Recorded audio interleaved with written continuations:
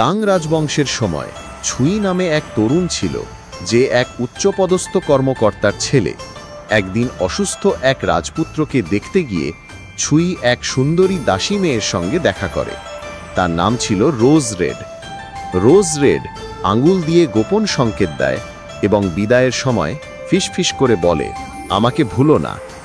বিহ্বল আর প্রেমে আক্রান্ত ছুই সব কথা তার বুড়ো দাস মলকে জানায়।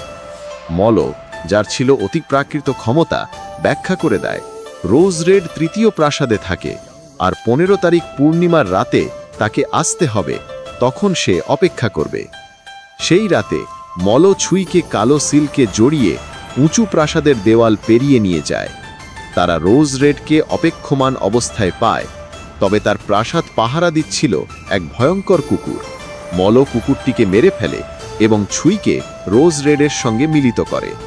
রোজ রেড মুক্তির জন্য অনুরোধ করে, প্রতিশ্রুতি দেয় যে সে চিরকাল ছুইয়ের সেবায় থাকবে। মল রাজি হয়, রোজ রেডের ধনরত্ন সংগ্রহ করে এবং দুজনকেই প্রাসাদের দেওয়ালের ওপারে নিয়ে যায়। রাজপুত্রের প্রাসাদে কেউ কিছু টের পায়নি। 2 বছর তারা সুখে বসবাস করল। কিন্তু একদিন রাজপুত্রের এক দাস রোজ রেডকে দেখে ফেলে। সত্য ফাঁস হয়ে যায়। তবে যেহেতু মল জাদুকরী ক্ষমতা সম্পন্ন তরবারি নায়ক হিসেবে পরিচিত ছিল, রাজপুত্র শাস্তি দেওয়ার সাহস করে না। এভাবেই মলর সহায়তায় ছুই আর রোজ রেড একসঙ্গে থাকতে পেরেছিল, আর তাদের এই সাহসী আর নিষিদ্ধ প্রেমের কাহিনী ছড়িয়ে পড়ল মানুষের মুখে মুখে।